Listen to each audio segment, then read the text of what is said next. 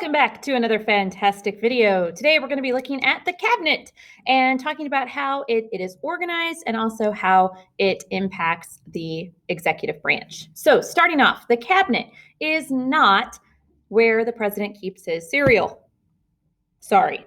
The cabinet is a group of presidential advisors and leaders of other executive departments. So basically, most cabinet members are appointed by the president and they are approved by the Senate, and they are responsible for advising the president, but then also helping the president carry out executive functions. Okay, so the cabinet typically includes 15 secretaries. Okay, so we're talking about the secretaries of Secretary of State, Defense, the Attorney General, Secretary of the Treasury, and Labor, and Homeland Security, and all of those different departments that we've looked at before. So the 15 secretaries are essentially in charge of their own executive department, okay? So the Secretary of State, for example, is in charge of the State Department. Then there is an assistant secretary of the State Department, and that person helps the Secretary of State. And then within the State Department, there are a whole bunch of different organizations that are each led by their own individual leader. They're not necessarily called secretaries in that sense. But so these cabinet departments are intense structures within themselves.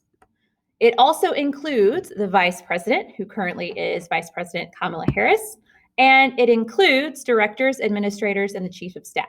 Okay, so if you are a director, maybe you are in charge of, COVID vaccine rollout. Okay, you might be considered a director as part of the cabinet.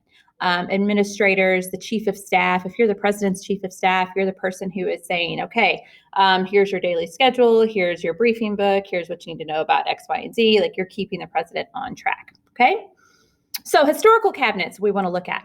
One thing I want you to keep in mind, and you may want to jot this down, is that the first cabinet, of course, was established by President George Washington.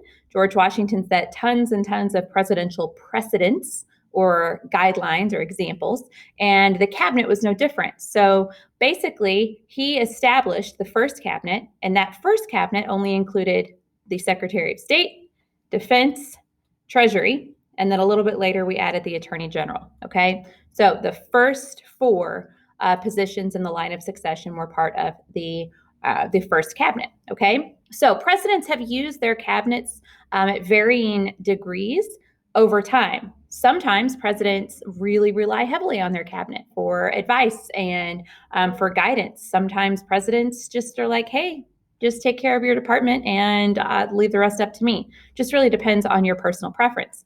So historically, this guy named FDR, you might have heard of him, was really, how do I say this? He used his cabinet, the Secretary of State, Defense, Treasury, Attorney General, all those people, but then he also set up this group called the Brain Trust, okay, which was like another cabinet that he used to help him with ideas and to help him understand specific things that were happening, specifically like dealing with the war and leading up to the war and the Manhattan Project and all of that stuff. So this Brain Trust was included people like scientists and lawyers and professors and doctors and super smart people that he could rely on for advice.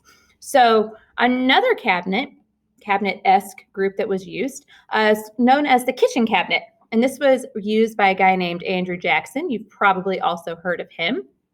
And Andrew Jackson had this group of friends that he called that he would rely on.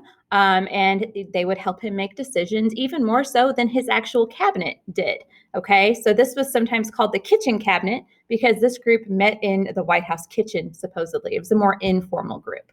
Okay, so think about what we just talked about with different presidential personalities, and think about how you feel a weak president and a strong president would utilize their cabinet.